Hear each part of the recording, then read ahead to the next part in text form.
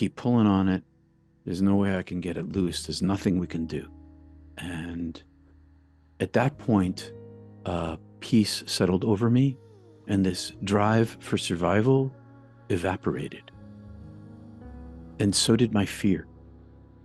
It just all went away. I came to this realization that there was no way out of this. I was going to die here. And so I started looking around at this great beauty and the bazillions of stars in the sky, all these different colors and sizes. It is an extraordinarily beautiful sky. And I could see there was so much light that I could see the mountains across the river. I could hear the river all night, the rippling of the river as it flowed down. And so there's this soundtrack, and I started listening to the river. I started listening to the river as I was feeling my way into this imminent death. And then I began to fall asleep, and kept pulling on the rope, but the more I pulled, the tighter the jam. I'd fall asleep. It was like a curtain dropping. Boom! This curtain drops. It's darkness. I lose consciousness. I fall to the stone of the ledge, and smack my shoulder, whack my head. I get a helmet on, whack my head, and wake back up again. And I must be falling asleep, and I stand back up, and I'm still trying to pull the rope to get out of there. Pull the rope again, but the exhaustion was so extreme that sleep would come in a snap of a finger. Boom, sleep would come, and I'd be down. I'd be back up again, pulling on the rope. And then I stood up this last time. And I had this peripheral vision. My vision became a tunnel. And there was this big black circle around my vision that I had never seen before. Maybe out, put your arms out, extend out. This blackness is at your fingertips, but it's this big dark circle. And this dark circle starts to close very rapidly. And I started looking around, and everything got narrower and narrower and narrower until I was looking right at the mountain, and as it went like this to darkness, I thought to myself, I must be falling asleep again, but I'd never seen anything like it. And as it went to nothing, I didn't fall asleep. And I was surprised. Why am I not asleep? What? And now I'm not in pain. And I was wondering, well, where am I? What is this? It was the mountain in front. Am I lying down? I don't know. I'm sort of floating. And in front of me, where the mountain had been, there was like a barrier. There was a barrier, and then there was this incredibly deep and dark, distant void. And this void was all darkness. And as I stared into this darkness, as if it had been that curtain falling, as I stared into this darkness, way far in the distance, a galaxy away, 10 galaxies away. Imagine no stars in the sky. It's just completely black. And then suddenly, 100 billion light years away, a pinprick of light appeared. One pinprick of light that illuminated the whole scene, and it rushed toward me across this distance with a speed that is incalculable. Had come to me several times. So I am not afraid. I have no fear at all. I know this being, and it is ginormous. It's so huge compared to me, and I'm inside of it. It was like being on a cloud bed, but the cloud bed surrounded me. And I had no agency. I had no power to move my body. And I had a body, but my body was not physical. I could see my body. My body was energetic. It was made of light. These are all metaphors. I can't tell you exactly what it was because there's no language for this. But I still had a shape, and my shape was more or less human. But I wasn't me anymore, and I had no brain anymore. I was this energy being who I knew I was inside this much larger light being. And this larger light being, call it an angel if you want to. It was the divine presence. It was God. And it was infilling me. It was speaking to me as I was inside it, speaking comfort and welcome and power and intelligence. It was showing its intelligence. It was showing its power to me. It's showing its comfort to me. And I'm inside of this, and I can see through it into the void. I see there's an edge to this entity, and I see that there's darkness beyond it, and we are traveling back up the route that it had come down. call it a tunnel, an elevator, or a highway, a railroad line, whatever it is, that we're traveling the same route.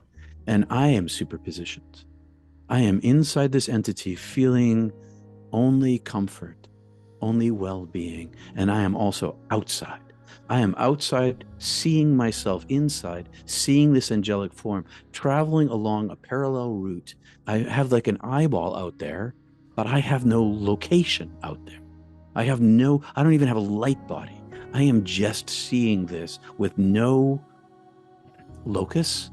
And as I was traveling up inside of this entity, we reached back to the point where it had first emerged from wherever it had come from into this darkness. And it maybe it opened itself, or our eye popped out of it, or I'm not really sure exactly what happened. All I know is that it suddenly, I was inside a different darkness. And as I am there, suddenly there's an opening in the darkness. And the darkness opens into a brilliant light. It's like a ripping or a door opening or a waterfall suddenly turning on. There's this light energy, and this light energy is ginormous. I am ginormous. I am 10,000 times bigger than a human being. And this dwarfed me. And the infinite space I was in dwarfed it. But this light, this flow, it was like a pearlescent illumination where every color that I had seen in the night sky and all the different sizes of the stars, that's what amazed me up there. And so far from the light pollution on a super dark night, I could see the size difference with my naked eye of the suns, of the stars, and their colors were so many colors I had never seen before. And on this pearlescent flow, all of that, individual colors of light that I had never seen before, but all colors, like millions of colors that X-rays and infrared and ultraviolet and all of these permutations of the electromagnetic energy, but not electromagnetic energy, so much more than that, so many more colors, so much more energy. And there was this flow to it. And it was the most beautiful, attractive, seductive, desirous that I had ever encountered. It called to me. And as it called to me, I went to it. And as I went to it, I wanted it. And I could see its surface, like this flowing surface. I could see its depth, and I could see through it. So it was like solid and translucent and transparent all at the same time, simultaneously. And as I looked through it, there was this deeper, darker tunnel. I'm inside this entity, and it's inside of me, and it shows me myself. It shows me my human self.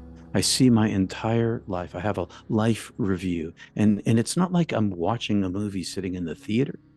I'm experiencing all of the pain that I ever gave away in my life in a sequence from the interior of all of these other people in my life. And as I went through all of the sequence of the pain that I'd caused in my life, I was simultaneously superpositioned back inside my own brain and emotions and psychology and all the reasons that I had created this selfish action for intentionally causing them pain. I had all of my understanding, and all of my reasons and feelings were minuscule in comparison to this massive amount of pain that I caused. My anger, my jealousy, whatever it was, the pain that I gave was disproportionate to the amount of suffering that had caused me to give it. And I judged myself as guilty for having caused all of this pain to all of these people for my tiny, tiny reasons. Because also it was showing me love. It was showing me this divine infinity, this purity, this unlimitedness, this unmanifestedness, this thing that is so far beyond my soulful comprehension of it without even my brain. I still couldn't understand the depth of its love. And as it showed me myself, it was I describe it as a hell but I also describe it as a divine fire of purgative love, because it was a cleansing for me. I was cleansed. All of the chaff was burned off of my wheat. I was cleansed to the core of my being, and I had nothing left of me except my original self. And as I judged myself guilty, as my sins came down on me, as my karma came down on me, I listened to the love that was being spoken to me.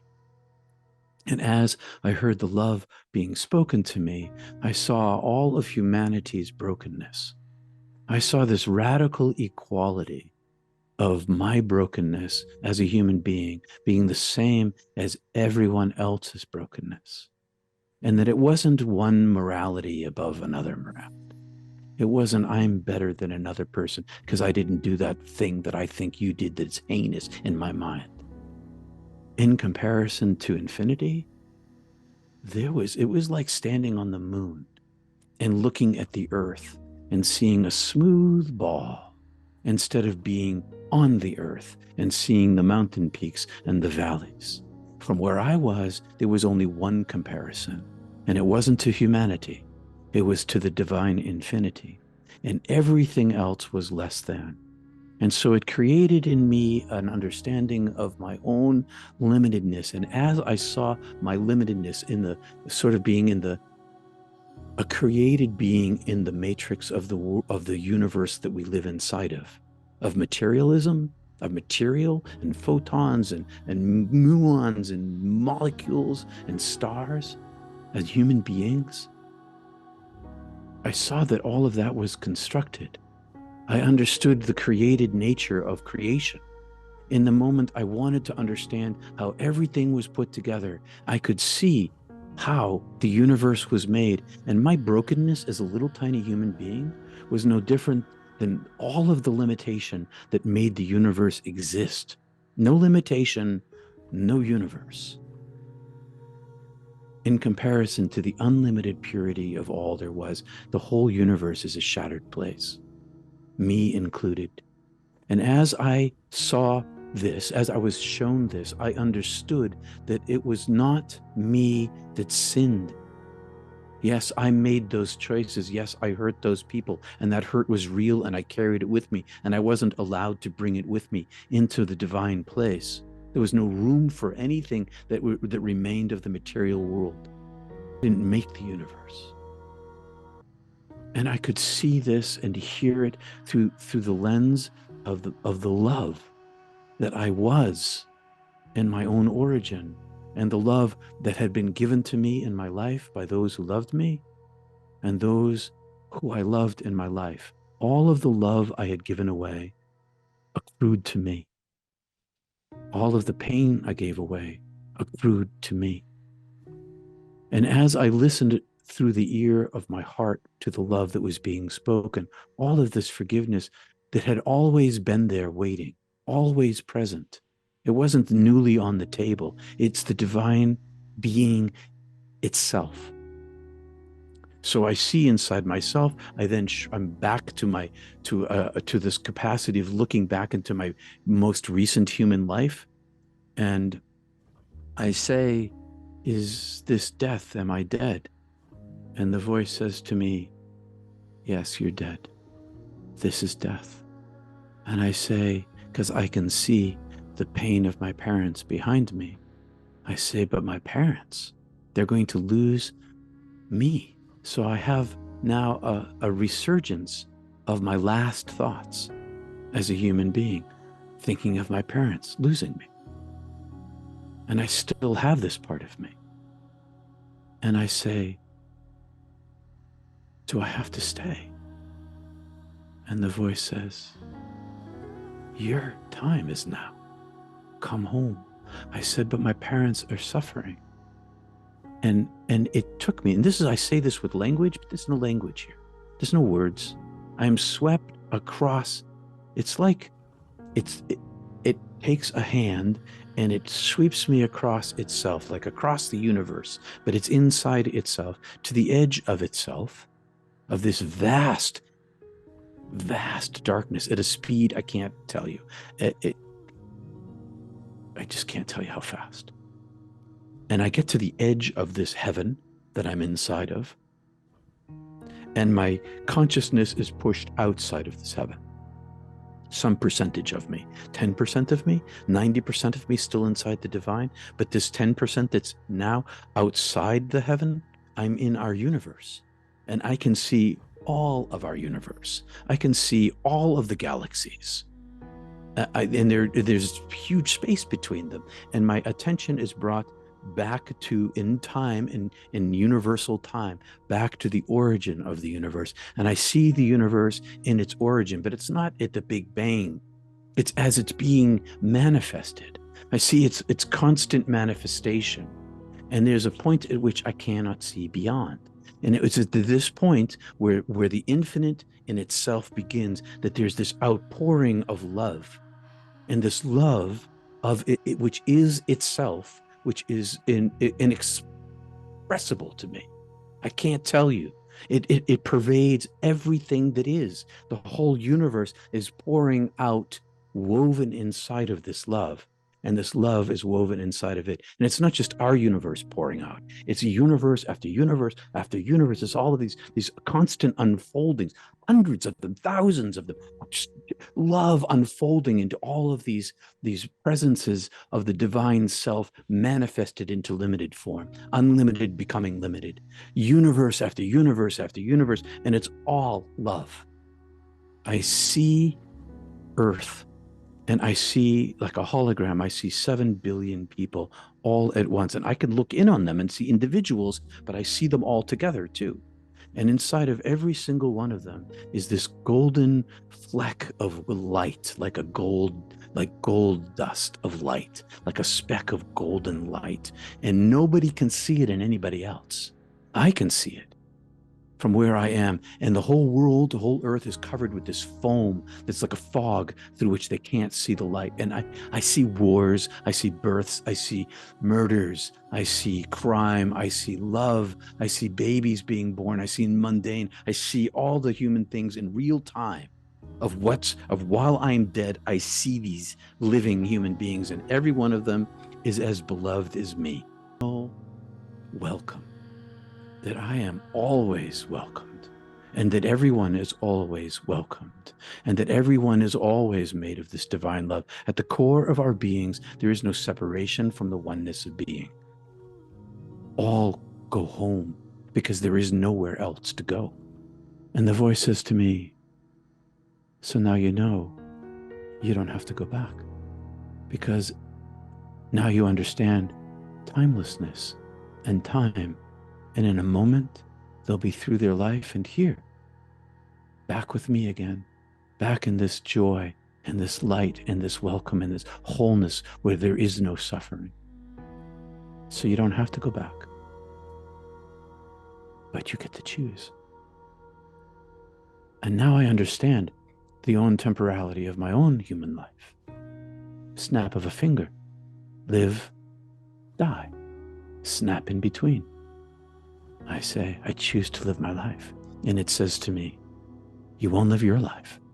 And snaps me off its fingertip and shoots me back across this heaven. And this heaven gets denser and denser and denser. And I become more and more material. And it's escorting me. It's the angelic form of the divine escorting me, carrying me back. And as I go, I get thicker and thicker and thicker. And in front of me, there's a million doorways. And all these doorways are set up like petals on a flower, and they're just petal and petal and petal, and all of them are doorways. And in the center of this flower is divine light. And these doorways, they have surface to them, but this divine light, it comes from behind me.